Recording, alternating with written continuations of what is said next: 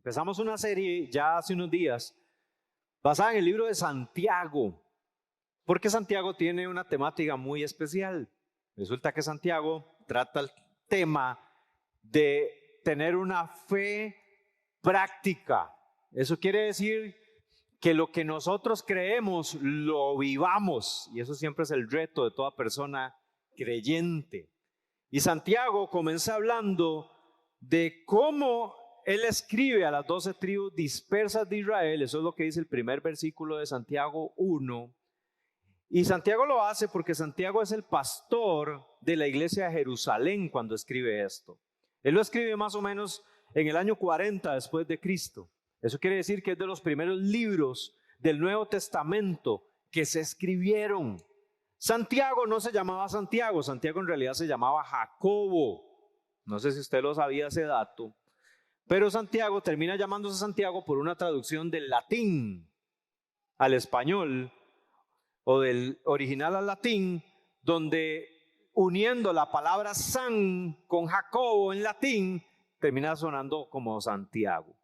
Esa es la explicación de por qué se llama Santiago. Ustedes saben que la Iglesia Universal, la Iglesia Católica Apostólica Romana en ese tiempo le puso un San al principio de el nombre de cada persona que escribió el libro, y lo hizo pensando de que ellos eran los primeros santos. Y en algún momento eso puede ser verdad, pero no nos excluye a nosotros. Nosotros somos santos también. Todas las personas que han creído en Jesucristo son santas. Eso es lo que la Biblia enseña. Somos nación santa, pueblo escogido por Dios, ¿sí? Pero en ese tiempo, entonces, así escribieron la Biblia, con un San adelante. Algunas Biblias más actuales ya no le ponen el San porque eso era un tema de la tradición, sino que le ponen el nombre. Entonces, Santiago es Jacobo. ¿Y Jacobo quién era? Jacobo era el medio hermano de Jesús. No era Jacobo el discípulo, sino Jacobo el medio hermano de Jesús. ¡Sorpresa! José y María tuvieron más hijos.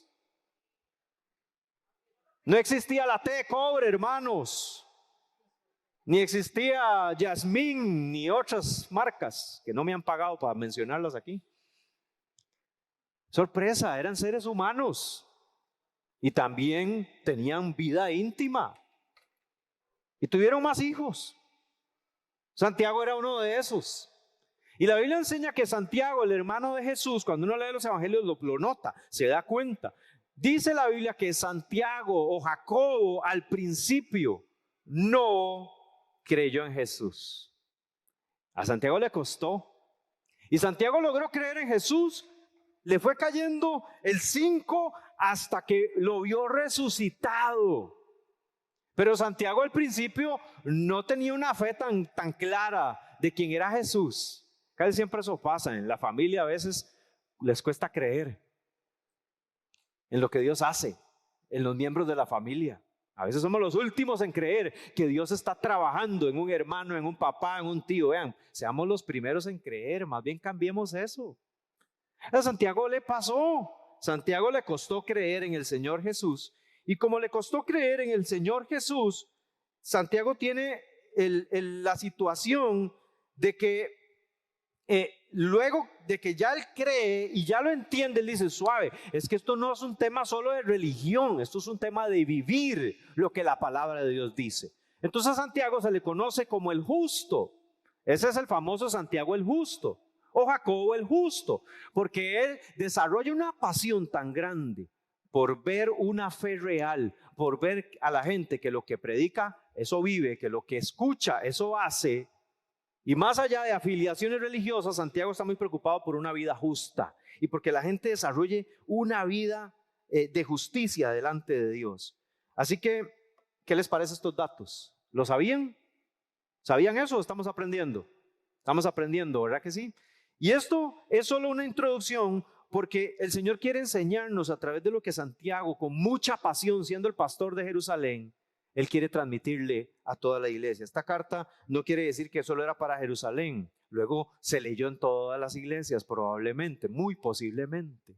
Entonces Santiago, que tiene estas verdades, de pronto algunos dicen es que el libro de Santiago tiene elementos como que no se parecen, pero cuando se revisa y se compara con lo que Jesús predicaba, dicen que Santiago es como el Proverbios del Nuevo Testamento, porque tiene mucha invocación hacia la sabiduría y también hacia practicar la verdad. También algunos dicen que Santiago se parece a una extensión del sermón de las bienaventuranzas que Jesús enseñó. Ahora bien, vamos a hablar entonces de la fe práctica y cómo el contexto de lo que nos predicaba Caleb la semana pasada, esta situación de que cuando estemos en diversas pruebas nos llenemos de gozo, era parte del plan que Dios le puso a Santiago en el corazón de transmitir que a pesar de las pruebas, que a pesar de los problemas, tenemos que tener una fe viva, confiada en Dios, a pesar de lo que estamos viviendo. Y en ese contexto, en el verso 19 de Santiago capítulo 1, Santiago comienza a hablarnos de cómo debemos de preparar nuestros oídos. Así que vamos a leer Santiago capítulo 1, verso 19. Y dice así: mis queridos hermanos, tengan presente esto. Todos deben estar listos para escuchar. Estoy leyendo una nueva versión internacional, perdón, no les avisé. Dice, pero no apresurarse para hablar ni para enojarse, pues el enojo de una persona no produce la vida justa que Dios quiere. Seguimos en el texto. Por esto, despójense de toda inmoralidad y de la maldad que tanto abunda, para que puedan recibir con humildad la palabra sembrada en ustedes, la cual tiene poder para salvarles. No se contenten solo con oír la palabra, pues así se engañan ustedes mismos. Llévenla a la práctica. El que escucha la palabra pero no la pone en práctica es como el que se mira el rostro en un espejo y después de mirarse se va y se olvida enseguida de cómo es. Pero quien se fija atentamente en la ley perfecta que da libertad y persevera en ella, no olvidando lo que ha oído, sino haciéndolo, recibirá bendición al practicarla. Si alguien se cree religioso, pero no le pone freno a su lengua, se engaña a sí mismo. Y su religión no sirve para nada. La religión pura y sin mancha delante de Dios, nuestro Padre, es esta: atender a los huérfanos y a las viudas en sus aflicciones y conservarse limpio de la corrupción del mundo. Padre, en el nombre de Jesús. Señor, tu palabra está hecha para redarguirnos, para cambiarnos, para transformarnos, para corregirnos, para alumbrarnos. Y hoy oramos, Señor, que tú nos alumbres y muestres en nosotros las áreas, las cosas que tienen que cambiar. Que tengamos la humildad hoy para escuchar la palabra y ser corregidos y poder vivir lo que tú enseñas acá, Señor. Ayúdanos a vivir conforme a lo que el Espíritu Santo ha inspirado en este texto, en el nombre de Jesús. Amén y amén. Lo primero que podemos ver de la fe práctica en esta altura, después de las pruebas, es que la fe práctica tiene 2 orejas, una boca y además tiene higiene. Ese es el primer punto. Así lo escribí. Porque Dios intencionalmente a todos nos puso 2 oídos y solo una boca. Ya hay una lección objetiva con solo ver el diseño de Dios. Dios estaba más interesado en que nosotros oyéramos a que nosotros habláramos. Y cuando la Biblia enseña, y acabamos de leer, que dice, hermanos, ustedes tienen que tenerlo presente, todo el mundo tiene que estar listo para oír y no apresurarse en hablar, ni tampoco para enojarse. Lo que el Señor está diciendo es que tenemos que tener la capacidad de escuchar más, pero hablar menos. Y Santiago lo está diciendo en el contexto de escuchar la palabra de Dios. Es decir, en ese tiempo, Santiago, que pastoreaba judíos, porque eran los judíos que habían creído en Jesús, estaba pastoreando gente en el tiempo en que existía la tradición oral. Y la tradición oral era que ellos ya a los 6 años se sabían de memoria la Torá. el Antiguo Testamento. Se sabían de memoria los textos bíblicos. Sabían mucho de Biblia y luego a través de la escuela rabínica y algunas tendencias, si habían fariseos o demás, estudiaban a profundidad la ley y se sabían tanto lo que la Biblia decía que estaban listos para hablarla, pero no listos para escucharla. Santiago tiene que decirles: ustedes saben demasiado, pero pongan atención a lo que Dios quiere hablar. Estén listos para oír, no se apresuren en hablarla o hablar lo que tengan que hablar. Escuchen, pongan atención. En otras palabras, Santiago estaba preocupado de que se hablaba mucho, pero no se ponía atención. Y por eso dice: ustedes tienen que escuchar detenidamente, estar listos para escuchar, pero hablen con cuidado, no se enojen cuando hablan. Que habíamos leído antes en el capítulo 1, que estudiamos la semana pasada, estábamos escuchando sobre las pruebas. Y cuando uno tiene pruebas, lo primero que hace es hablar, murmurar, quejarse, emitir un criterio, juzgar las cosas, enojarse con Dios, proferir alguna maldición, decir malas palabras. Cuando estamos con problemas y pruebas o oprimidos, quizás la mayoría de las veces abrimos nuestra boca. La mayoría de los pleitos antes de los golpes comenzaron con palabras. La mayoría de los problemas que tenemos es porque hablamos de más, porque no pusimos atención, porque no escuchamos bien. Yo recuerdo que yo recién casado tuve que aprender la lección de que nosotros los hombres tenemos un problema o una virtud, más que hay que saberla manejar. Y es que nosotros estamos como con un complejo de superhéroes, ¿verdad? Entonces uno siempre quiere resolver los problemas y uno cree que uno tiene todas las soluciones del mundo.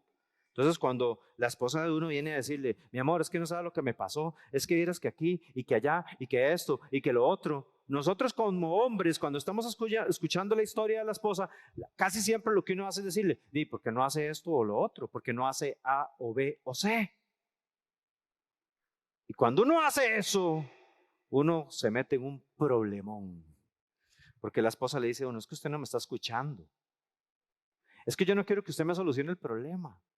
Me dijo una vez mi esposa: yo lo que quiero es que usted me escuche cómo me siento. ¿Usted cree que yo no sé lo que hay que hacer? ¿Usted cree que yo no tengo claro cuáles son los pasos a seguir? Pero yo quiero contarle para que usted sepa lo que me pasó y sepa cómo me siento. Y yo: ¿cómo nos cuesta? Entonces fui agarrándole el toque. Ahora sé que lo que tengo que hacer es oírla y ponerle atención, porque a veces cuando está contando el cuento, yo jalo. Estoy aquí así y ella inmediatamente se da cuenta y me dice: ¿a dónde anda? ¿A dónde anda? Perdón, ve, usted no me escucha. Y otra vez. No hay nada más terrible para una mujer que sienta que su marido o que su pareja no la escucha. Es como un menosprecio, como un rechazo. Y la Biblia está diciendo aquí: hey, esté listo para oír, esté dispuesto para oír, escuche, use sus dos oídos. La mayoría de las broncas también se dan porque cuando estamos oyendo lo que está pasando, lo que nosotros a veces estamos haciendo es el fenómeno de cargando el rifle. ¿Has escuchado ese toque? Es que cuando alguien nos está diciendo algo, mientras la persona está hablando, nosotros estamos literalmente con el rifle metiéndole balas. Ya sé lo que le voy a decir, espérese para que vea. Sobre eso, espérese, aquí va otra bala. No, vea, con esta la voy a ni... Y en esas, cuando la persona termina de hablar, según nosotros estábamos escuchando, pero lo que estábamos haciendo era preparando una defensa armada contra ese ataque. Y la persona terminó de hablar y agarramos la metralleta. Y ese problema se hizo de tamaños monumentales, porque no escuchamos. Lo que hicimos fue defendernos. No hay nada peor que defenderse cuando lo que tocaba era humillarse. Casi siempre cuando uno se defiende, no sale el problema. Cuando uno escucha atentamente lo que a uno le están diciendo, una corrección o algo que de pronto estamos fallando, lo que toca es humillarse. Porque si uno se defiende, lo que uno está diciendo es, usted lo que me está diciendo no es cierto, usted lo que me dice no lo recibo. Y una persona con esa actitud no puede cambiar. Nadie con un corazón lleno de soberbia y orgullo puede salir adelante. Nadie puede cambiar si cuando lo quieren formar o cuando lo quieren ayudar o cuando le corrigen, se enoja y se ofende. El Señor está diciendo, estén listos para oír. Pero no se apresuren en hablar ni se enojen, ni para enojarse. Pues el enojo de una persona no produce la vida justa que Dios quiere. Es decir, que cuando nosotros no escuchamos, cuando nosotros estamos cargando balas, cuando estamos pensando en defendernos, nosotros probablemente estamos reaccionando con ira, en enojo, no en humildad. Y cuando eso pasa, es cuando decimos tonteras. Cuando hablamos cosas ofendiendo, cuando de pronto empezamos a herir y agredir a la otra persona. Yo tengo un dicho, no se limpie, que se embarra. Porque a veces cuando tratamos de limpiarnos y empezamos a hablar, nos terminamos embarrando más. Hay otro dicho que dice, no aclare, que oscurece. A veces es mejor simplemente decir, mira, estoy escuchando de vos que fallé en esto y en esto.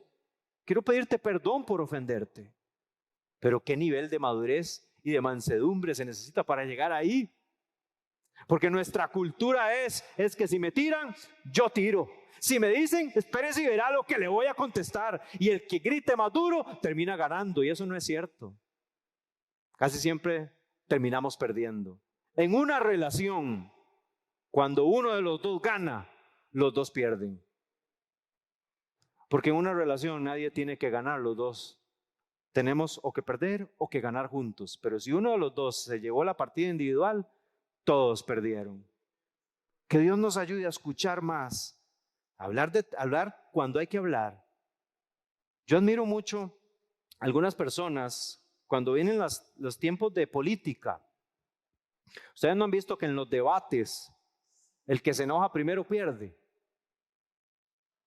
Pero la persona que es sabia, que escucha bien lo que la otra persona está diciendo y prepara bien su respuesta y es humilde, es el que termina quedando presidente. Casi siempre. Casi siempre. Es toda una habilidad saber responder.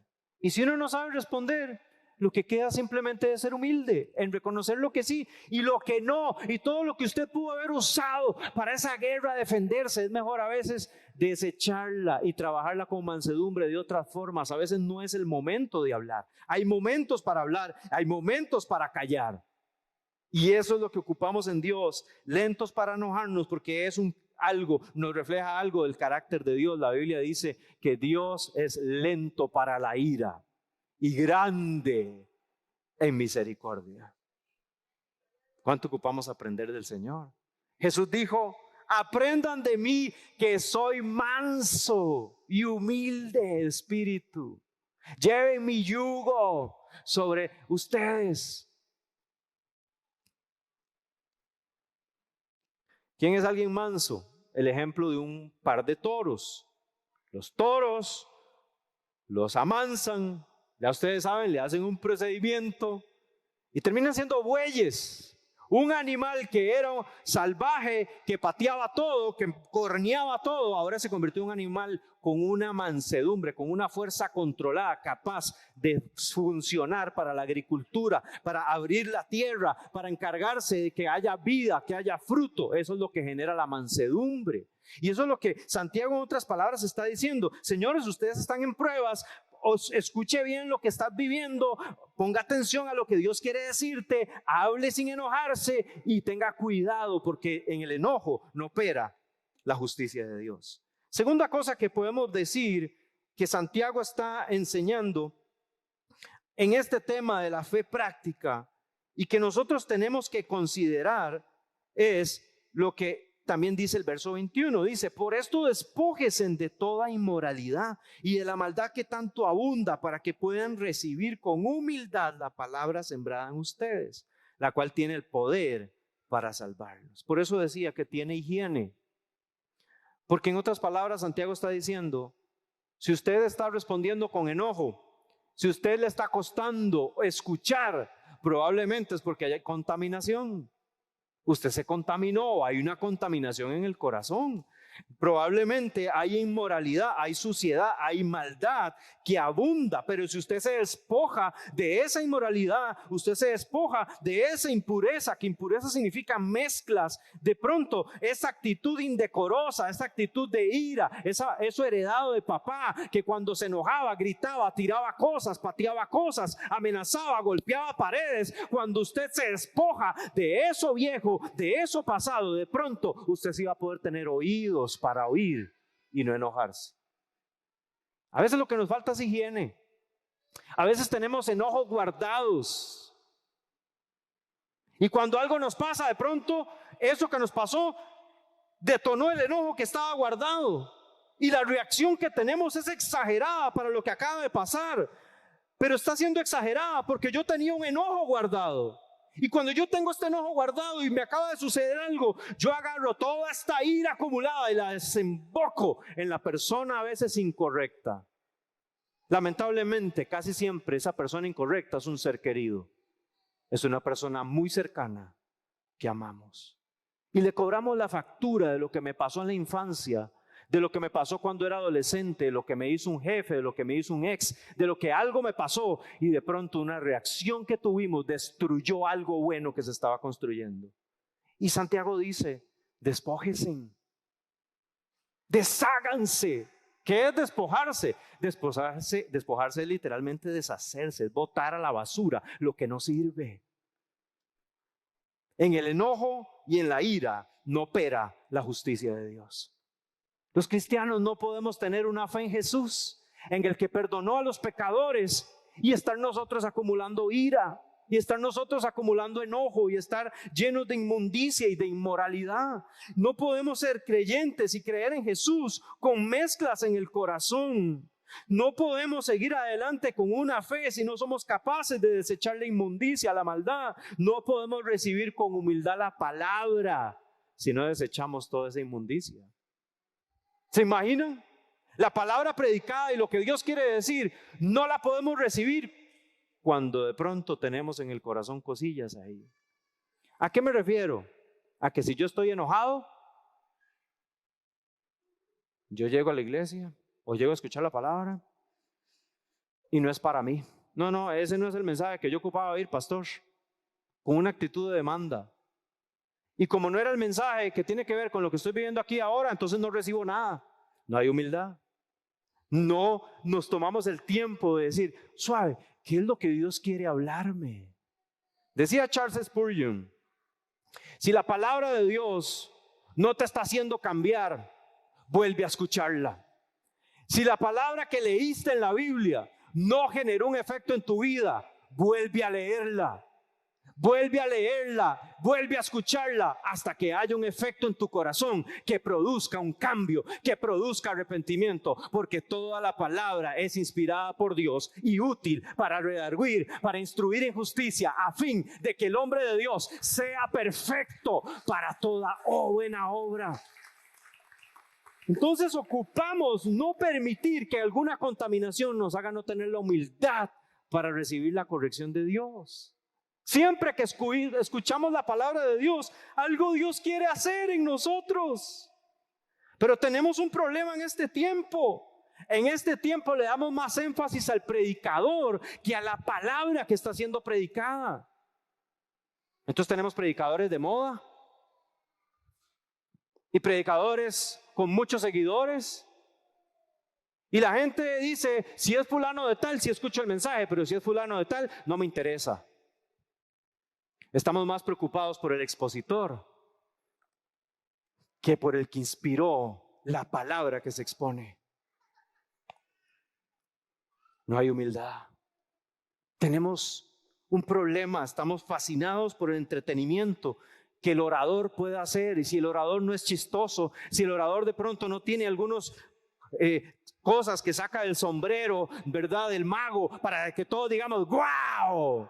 De pronto no le pongo atención a la palabra que Dios quiere hablarme.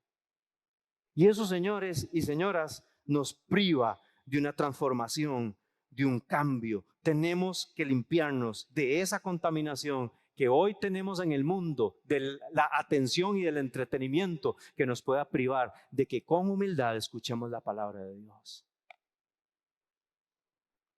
Está duro esto.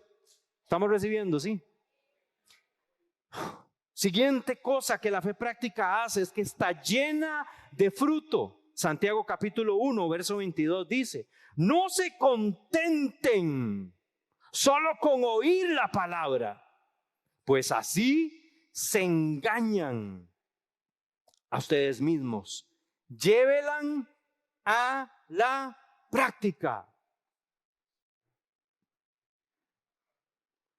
Contentarse tiene que ver con estar satisfechos. Y Santiago está diciendo, usted no puede estar satisfecho solo porque vino a la iglesia y escuchó la prédica. O porque nos está viendo por la transmisión en YouTube y ya la escuchó. De eso no se trata la vida de fe.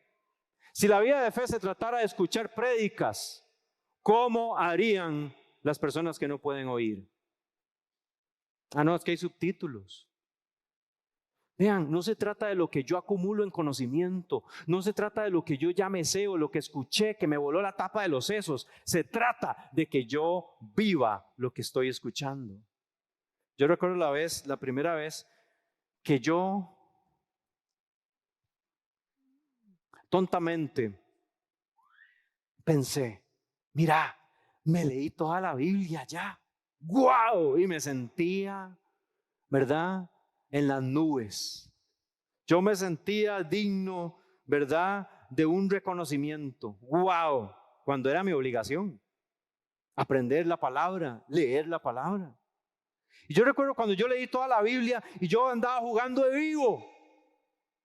Y recuerdo cuando el Señor me dijo, muy bien, leíste toda mi palabra, ahora quiero que la vivas. ¡Qué duro! Porque el Señor me preguntó, ¿qué de todo lo que sabes lo estás viviendo? ¿Qué de todo lo que sabes lo practicas? ¿Amas al prójimo? ¿Eres humilde? ¿Eres generoso? ¿Ayudas a los demás? ¿Ya no mientes? ¿Honras a tus padres? Y si uno empieza a revisar todo lo que la palabra de Dios enseña, cuando uno pasa por ahí, yo creo que la mayoría de nosotros tiene mucho de qué arrepentirse. Y el Señor me dijo, tienes que vivir lo que crees. Y eso es lo que estoy tratando de hacer desde entonces. Tratando de que mi vida tenga una coherencia con lo que creo. Yo no puedo vivir diferente, estar disociado de mi fe. Mi fe tiene que notarse en mi estilo de vida. La fe práctica está llena de frutos. Se nota cuando alguien tiene fe, no porque cree mucho y está ahí. A veces creemos que la fe es como una especie, ¿verdad?, de vaina, de meditación o de control mental en el que yo hago y algo pasa. La fe tiene que ver con acciones. ¿Quieres ver milagros? Vaya y póngale las manos a los enfermos. El acto de fe, de ir a poner las manos al enfermo, ya Dios lo ve. Eso es poner en práctica. Eso es empezar a decir, yo creo que Dios sana, voy a orar por el enfermo. Yo creo que Dios provee, voy a llevarle a alguien algo que tiene necesidad. Yo creo que Dios es capaz de sacarme adelante en medio de lo que estoy estudiando. Entonces estudio y me preparo bien para el examen porque estoy confiando de que Dios me va a ayudar. Yo creo que Dios me va a dar trabajo, me preparo para ese trabajo, estudio cómo es la empresa, a qué se dedica, cómo ser mejor en esas funciones que me quieren confiar, y voy y me preparo la entrevista porque estoy creyendo que Dios me da la sabiduría para ir a ejercer algo en ese lugar, y voy creyendo que Dios me va a ayudar. Fe práctica, llena de frutos. Yo no puedo estar disociado de mi fe. Tiene que haber un resultado. Dice aquí, no se contenten solo con oír. El que se contenta solo con oír es como una persona que cree que por escuchar al médico en la cita que le vais ya se curó. El médico viene y le dice, mira, sí, lo que usted tiene es algo crónico aquí y allá. Más bien, cuando uno oye al médico sale peor. Entonces uno le pregunta, ¿y qué tengo que hacer? Vaya a la farmacia, acetaminofén, ibuprofeno y dextrometorfano. Ya me sé la receta. Y si es mucha la cosa, una inyección de dexametasona.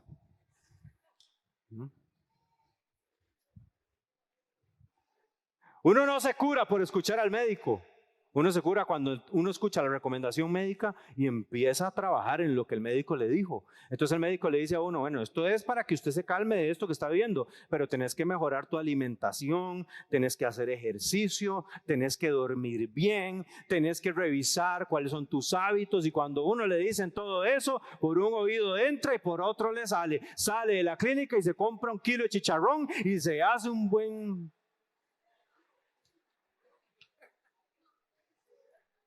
¿Por qué no me curo, Señor? ¿Por qué no salgo adelante? Porque usted no es solo un oidor. Se contentó con cumplir, con ir a Levi's, con solo oír, pero no tuvo acciones. Lo mismo le pasa al que viene a la iglesia, escucha los sermones, pero cuando sale de aquí, su vida sigue igual. No hay ningún cambio, no hay ninguna transformación en aquel que solo oye, pero no practica lo que la palabra de Dios enseña. ¡Qué duro! ¡Qué duro! Por eso dice, el que escucha la palabra pero no la pone en práctica. La palabra se practica. La palabra no es para sabérsela nada más. Hay que vivirla, hay que practicarla. Hay que decir, bueno, ¿cómo es la cosa con esto? Y cuando uno se da cuenta de que uno tiene que practicarla, cuando la cosa se pone fea y tambaleada. Cuando la cosa se pone bien horrible y nos estamos hundiendo. ¿Qué fue lo que Dios le dijo a Pedro cuando se estaba hundiendo? Porque empezó bien, Dios los pasa sobre el agua y el Señor le dijo, hombre de poca... ¿Por qué tuvo poca fe? Porque empezó a ver el alrededor y dejó de caminar. Su fe estaba siendo puesta en práctica, estaba caminando sobre el agua, estaba sucediendo, pero de pronto en la prueba, ¡ay! Y el Señor le dijo, usted es un hombre de poca fe. ¿Por qué? Porque dejó de creer y como dejó de creer, dejó de caminar. Y así le pasa muchas veces a nosotros. Las cosas se derrumban, las cosas dejan de funcionar cuando nuestra fe se le acabaron las acciones. Ocupamos actuar en la fe, vivir por la fe. El que escucha la palabra y no la pone en práctica es como el que se mira en el rostro en un espejo y después de mirarse se va y se olvida enseguida de cómo es. Pero quien se fija atentamente en la ley perfecta de la libertad y persevera en ella, no olvidando lo que ha oído, sino haciéndolo, recibirá bendición al practicarla. ¿Por qué es que nosotros nos vemos en el espejo? Para ver si nos vemos bien, ¿verdad? Entonces usted comió gallo pinto, pero no tiene el cepillo listo, ni anda con el cepillo en mano. Entonces, ¿qué hace uno? Ahora modernamente uno prende la cámara del teléfono y disimuladamente empieza uno a ver si le quedó un frijolillo. Y si uno lo baja mucho, lo que está viendo es si tiene un moquillo. Pero lo que la Biblia está diciendo es que el que solo es un oidor es como el que se ve en el espejo, se vio el frijol y siguió su vida. Ahí anda. Con el frijol en el diente. Y todo el mundo lo ve, pero nadie se atreve a decirle. Porque a usted le da más vergüenza decirle para que la persona no se acongoje que decirle. Entonces uno no le dice nada. Y entonces la persona cuando llega a la casa y se ve en el espejo y dice, uy, andaba con un frijol. Todo el día anduve así, nadie me dijo nada. ¡Qué vergüenza! ¿Para qué nos fijamos en el espejo si no tomamos acciones después de haber visto el espejo? Si usted se fue en el espejo y a usted no le gustó como usted se vio, usted se cambia. Pues la Biblia es ese espejo. Cada vez que yo veo la palabra, cada vez que yo la escucho, yo me estoy viendo al espejo. Y en el espejo sale a la luz lo que está pasando. Y yo no puedo ser como quien vio el espejo y digo, a mí qué me importa, voy a seguir así. No. Yo tengo que tomar una decisión y cambiar algo. Si estamos escuchando las prédicas, estamos leyendo la Biblia y no tomamos decisiones, ¿de qué nos sirve? ¿Para qué estamos haciendo lo que estamos haciendo? Solo estamos siendo unos religiosos, pero nada cambia en nosotros. No cambiamos solo por oír. Si solo oímos y no hacemos realmente, no hemos creído. ¿Has creído en Jesús? ¿Crees en la palabra? ¿Dónde están las acciones? Yo recuerdo que empezando en mi adolescencia en el Señor, yo venía de un contexto en el que estaba lidiando con la pornografía. Y recuerdo estar aquí en el grupo de jóvenes y Dios hablándome. Y yo me acuerdo de venir un día al altar, llorar, diciendo, Señor, quítame esta cochinada, líbrame.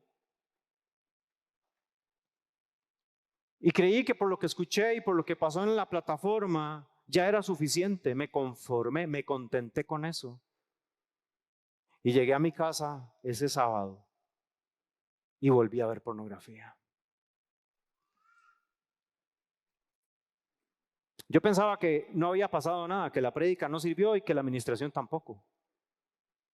Pero la prédica estuvo bien, la administración también, Dios hizo, Dios actuó, pero el que le faltó actuar fue a mí. Porque allá afuera las ganas siguen, allá afuera las tentaciones y las oportunidades van a estar. El que tiene que tomar una decisión y decir, ya no más, soy yo. Soy yo.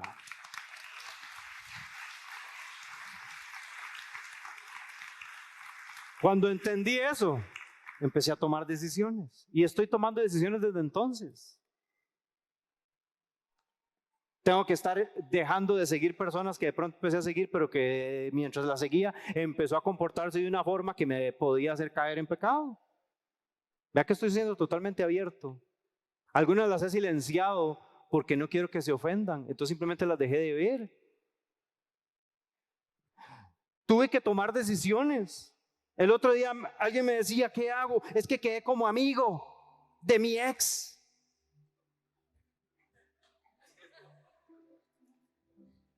Yo le dije, mira, yo te lo respeto, pero yo, Felipe Herrera, yo no puedo hacer ese toque. Yo prefiero quemar los puentes, ¿sí? Quemar los barcos para que nunca ese viaje se vuelva a hacer en mi vida. Porque si yo estoy convencido que Dios no me quería ahí, yo no tengo nada que hacer ahí. Yo no quiero que mi esposa luego esté preocupada. Entonces yo, chao, por salud propia. Porque no quiero que la puerta del adulterio me seduzca a alguien que sabe que dentro de él, en su interior, en su naturaleza humana, tiene un adúltero.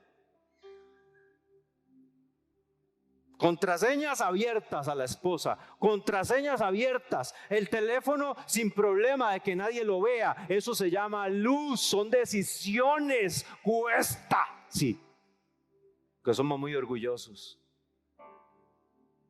Pero yo necesito ser un hacedor de la palabra. Tengo que tomar decisiones. Si ya el Señor trató con vos sobre la lujuria, ¿qué haces siguiendo mujeres que están semidesnudas en las redes sociales? Si a usted le cuesta el chisme, ¿qué haces viendo programas de chisme? ¿Qué haces hablando y escuchando cosas que no tienes que oír? ¿Qué haces permitiendo? Mira fulano, ¿qué pensás de esto? ¿Sabías aquello y lo otro? Ay, sí, contame más, tomémonos un café.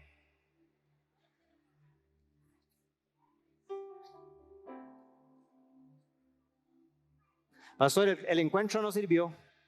Viera, al principio todo bien, pero ya viera que después todo lo que me ha pasado. ¿Te ha pasado?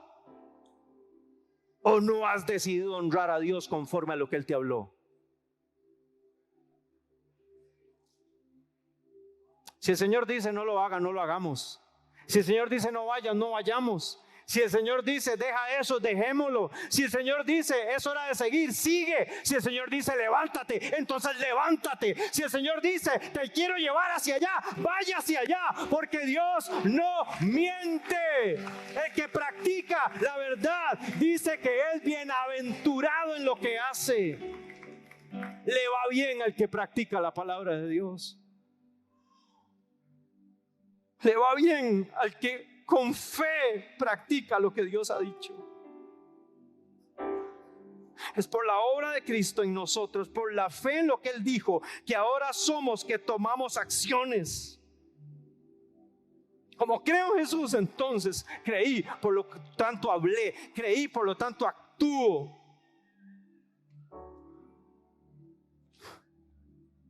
Necesitamos ser hacedores de la palabra. Jesús dijo que habían varios tipos de terrenos. Y había un terreno con espinas, un terreno con piedras, un terreno que estaba duro junto al camino. Por ahí pasaban todas las carretas y tenía muy duro el terreno. Y que cuando la semilla caía en esos terrenos, la semilla en algunos casos no germinaba, en otros la semilla germinaba, pero cuando venía el sol de la prueba, se le olvidaba lo que la palabra de Dios había hecho, y en otro caía y entonces venían las circunstancias de la vida y entonces también abandonaba al Señor. Y el Señor dice, pero hay una buena tierra. En esa buena tierra la semilla cae y da fruto al 30, al 60 y al 100 por uno. La semilla no era el problema. La palabra nunca es el problema. El problema siempre es la tierra. Tenemos que limpiar la tierra para poder ser hacedores y que la semilla cae y germina algo nuevo, germina un cambio. De pronto yo era un mal hablado, pero ya no voy a decir más malas palabras. Me lleno de la palabra. Yo, Felipe Herrera, yo les he contado, yo era muy vulgar. ¿Cómo se quitó eso? Se los prometo que leyendo la Biblia. Se cambió el vocabulario porque de la abundancia del corazón, ¿qué estoy consumiendo? A veces hay que cortar la fuente. Yo quiero ser una buena tierra y yo quiero ser un hacedor, porque dice que el que practica esto, entonces le va bien. Y luego Santiago termina diciendo, hablando de la religión verdadera, tratando de enfocar en la fe práctica. Dice que la religión verdadera es ocuparse de los huérfanos, ocuparse de las viudas y guardarse sin contaminación del mundo. Es decir, Santiago o Jacobo está diciendo, usted tiene que, si algo va a ser religioso en su vida, no sea el solo oír la palabra, sino que lo que usted vaya a practicar, que no sea el ir a la iglesia todos los domingos solo porque sí, qué bueno que se congrega, pero que haya fruto cuando usted se congrega. Y esto no es para desanimarse y decir, ve, entonces no vuelvo, agarrar permiso. No, es tomar decisiones y decir, no suave un toque, no solo voy a venir, sino que voy a hacer. Y dice, entonces, que esa fe se vea evidenciado en que usted cuida al que está en necesidad. Pareciera ser que en la iglesia de Jerusalén había gente con billete. El otro domingo usted va a escuchar la prédica del pastor donde va a hablar de los ricos, porque es el capítulo 2 de Santiago. Y habían ricos en esa iglesia, pero habían huérfanos y habían viudas y nadie hacía nada por ellos. Entonces Santiago está diciendo, Jacobo, si queremos una fe práctica, no solo oímos y no hacemos, vemos la necesidad, la cubrimos. Vemos a alguien con necesidad, no me hago el loco, hago algo, hay generosidad. Yo no puedo permitir que una persona que esté en necesidad y yo creo en Jesús y yo digo que Él es bueno y yo no hago nada. En lo que estaba sucediendo ahí era que la iglesia estaba siendo perseguida y el problema social más grande eran viudas y huérfanos. Porque como la iglesia estaba siendo perseguida, al primero que tomaban era al hombre, al padre de familia.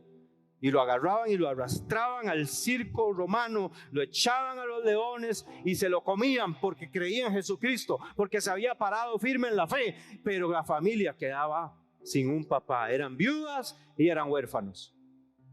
Y Santiago está diciendo, no podemos permitir que estas personas estén con problemas si nosotros somos la iglesia. Y no es la iglesia, y vea que no es el tema de la institución, porque la gente espera que sea la institución la que resuelva el problema de la necesidad de la gente. La iglesia debería darme una plata, la iglesia debería hacer algo. ¿Sabe qué? Cuando todos nosotros entendamos que somos la iglesia, entonces yo ya no le exijo a la institución. Yo, iglesia, actúo y voy a ayudar al necesitado. Y cuando eso se hace algo corporativo. Cuando me di cuenta, institución y miembros, todos juntos estamos ayudando al necesitado. ¡Wow! Yo alabo a Dios por la Fundación Alturas. Todas las semanas a decenas de niños les da de comer. Gloria a Dios por eso. Eso se llama fe en acción. Gloria a Dios por el ministerio de Amy Speak en este lugar. Dios la está usando para ayudar al necesitado. Gloria a Dios por esta fundación Talita Kumi, que ahora está capacitando a personas en inglés para que salgan de la miseria, para que cuando salgan a buscar trabajo digan: yo los quiero, son cristianos y además saben inglés, lo quiero en mi trabajo, porque tienen fe práctica, viven lo que creen. ¡Wow! Eso es una religión verdadera. Y preservarse sin contaminación del mundo. Si usted quiere ser religioso en algo, descuide su corazón de todo lo que contamina allá afuera. Pastor, no sea religioso, esa música no es mala. Pastor, no sea religioso, una birrita no es mala. Pastor, no sea religioso. Y si nos vamos en esa tira, cuando usted se da cuenta, el diablo se metió con todo para robar. Cuando uno está muy preocupado de cuál es el límite, cuando se dio cuenta ya lo pasó. Pero cuando uno está preocupado por honrar, por glorificar a Dios, por ser como Él, por crecer para Él, por vivir para Él, uno ya no está pensando en qué sí puedo y cuál es el límite. Uno está pensando cuál es lo profundo, cómo me meto más, cómo estoy lleno, cómo me lleno de la gloria de Dios, cómo abundo en fruto, cómo me parezco más a Jesús, cómo soy como Él. Fe práctica. Quiero que todos aquí inclinemos el rostro, porque Dios nos está hablando. Esto es una palabra que nos confronta a todos. Y entre más sabe uno, más duro le llega. Porque hay una gran diferencia entre saber y hacer. Hay una gran diferencia entre tener mucho tiempo en la iglesia y vivir siendo la iglesia. Y el Espíritu Santo, con su palabra, hoy nos ha hablado. Mejore en su escucha. No hable apresuradamente. No se enoje cuando habla. Deténgase a escuchar. Limpie la contaminación. De fruto. Vive lo que crees. Este es un buen momento para orar. Esto es un buen momento para orar. No es la oración que hace el pastor. Es usted y Dios. Yo te invito a que hables con Dios. Y si hay una real tristeza, es el Espíritu Santo. No por la predicación mía, es por lo que la palabra está diciendo. Y el Señor quiere gente que tiemble frente a su palabra, que tiemble frente a su voz, que con humildad acepte la corrección. Si hay algo que reclama la gente, es que quiere ver a Cristo en los cristianos. Gente más compasiva, gente con fruto, gente que realmente perdona y que ama, aunque la herida y la ofensa hayan sido tan profundas.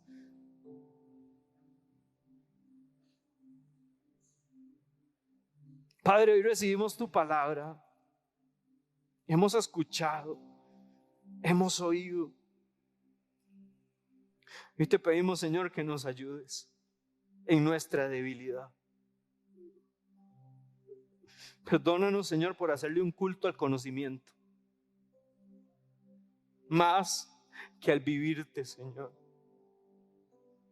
El conocimiento no tiene nada de malo, lo que tiene de malo es cuando no lo vivimos.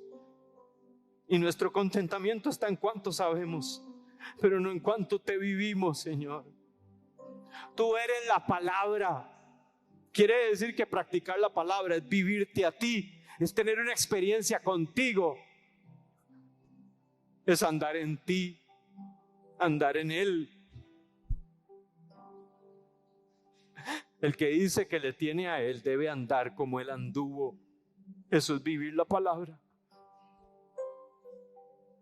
Señor, queremos que nuestra fama sea no por saber, sino por ser, Señor. Ayúdanos a ser una iglesia que vive lo que cree. Que cree en tu palabra, que oye tu palabra, pero que también la practica, Señor. Perdónanos por las veces que nos hemos conformado por oír una prédica. Perdónanos por las veces que hemos idolatrado predicadores y hemos amado el mensaje del predicador, pero no la prédica, no la palabra que ha sido expuesta. Perdónanos por las veces que la palabra ha entrado por un oído y se ha salido por otro, Señor, por no tomar acción. Tu palabra dice que amemos, que de verdad amemos. Si tu palabra nos ha llevado a tomar decisiones, que las tomemos, que haya acción en lo que sabemos, para que podamos comprobar lo que tú dices.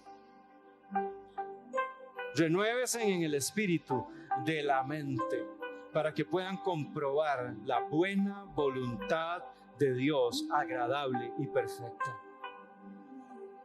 Saca, Señor, de nosotros toda contaminación, todo lo que hemos recibido desde el vientre de nuestras madres, toda contaminación que hemos heredado. Hoy renunciamos en el nombre de Jesús. Vamos, hable con Dios como el Espíritu Santo le está guiando. Señor, hoy renunciamos a toda práctica, a todo patrón que heredamos de nuestros antepasados. Te pedimos que nos perdones y nos limpies. Perdónanos, Señor, cuando no hemos sido diligentes en obedecer. Cuando oímos, pero no hacemos. Cuando oímos, pero nos defendemos. Reaccionamos en ira. Cuando nuestra escucha no es una escucha de humildad, sino una escucha para pelear. Ayúdanos a los esposos a ser mejores en escuchar, en apoyar, en comprender.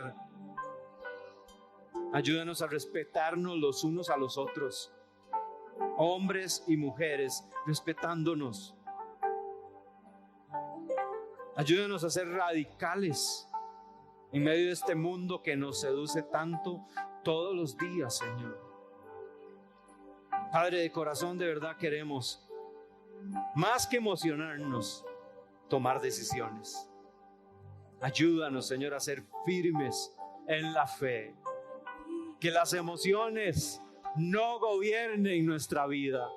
Que sea la fe, la convicción la que nos dirija, Señor. Perdónanos por ser tan almáticos, por vivir de emociones y pocas acciones. Que no solo nos emocionemos, sino que actuemos, Señor. Ayúdanos a hablar de una manera que edifique. Saca de esta tierra toda piedra, todo espino, toda dureza, Señor, en nuestro corazón. Ayúdanos a ser como Jesús, que era la palabra en acción. El verbo se hizo carne y habitó entre nosotros. Jesús vino a demostrar lo que era encarnar la palabra de Dios. Señor, y tú esperas de nosotros que encarnemos la palabra, que seamos una copia de tu palabra caminando, Señor. No por toda la teología y filosofía cristiana que sabemos, sino por una vida justa, una vida que te refleje, Señor, que refleje el poder de Dios. Que si creemos, Señor, que los enfermos se sanan, que sanemos enfermos por la fe. Que si vemos a alguien en necesidad, vayamos con fe a cubrir la necesidad, Señor. Quita de nosotros todo culto a la avaricia, al ego, al ser nosotros los cargas. No, Señor, tu palabra es un espejo y en el espejo ya nos vimos y hay cosas que cambiar. Mejores matrimonios, mejores familias, mejores hijos, mejores novios, mejores esposos, mejores empleados, mejores ciudadanos, mejores servidores de Dios. Ayúdanos, Señor, conforme a tu verdad, conforme a tu palabra, porque tu palabra dice que el que practica la palabra le irá bien en lo que hace. Señor, queremos que nos vaya bien. Por lo tanto, ayúdanos a practicarlo. Y si nos caemos, ayúdanos a levantarnos. Pero que haya perseverancia, porque perseverar tiene que ver con que contra todo obstáculo yo sigo adelante, confiando, creyendo, actuando en lo que tú has dicho, Señor. Ayúdanos, Señor, a hacer tu voluntad. Si alguno hoy nos visita por primera vez, quiere entregar su vida a Jesús y quiere hoy decirle: Señor, yo entiendo que soy pecador, reconozco que estoy lejos. Si la palabra de Dios te ha confrontado y te ha alumbrado y el espejo se ha puesto frente a ti y hoy reconoces que estás lejos de Dios, la Biblia dice que Jesús vino a morir a la cruz para dar salvación y vida eterna. Si estás en esa situación y quieres entregar tu vida a Jesús, yo te invito a hacer una oración. Yo te invito a que hoy ores reconociendo delante de Dios tu situación, porque Jesús vino a morir para pagar la condena que había, porque la paga del pecado es muerte, mas la dádiva de Dios es vida eterna en Cristo Jesús. Si hoy crees que Jesús te perdona y te ama, haz una oración. Y si no sabes cómo orar, puedes decirle algo como esto: Señor Jesús, vamos, con fe díselo. Hoy vengo delante de ti reconociendo que soy pecador, que he hecho lo malo delante de ti, pero en esta hora me arrepiento de mi pecado, me arrepiento de mi maldad. Hoy reconozco que fuiste a la cruz para salvarme, que moriste para pagar mi deuda. Hoy creo, Señor, que llevaste en la cruz mis pecados. Hoy acepto el perdón, hoy acepto tu sacrificio para mí. Hoy te doy gracias por salvarme, por tu perdón a mi vida. Gracias porque resucitaste para que yo recibiera esa vida y no la muerte. Amén.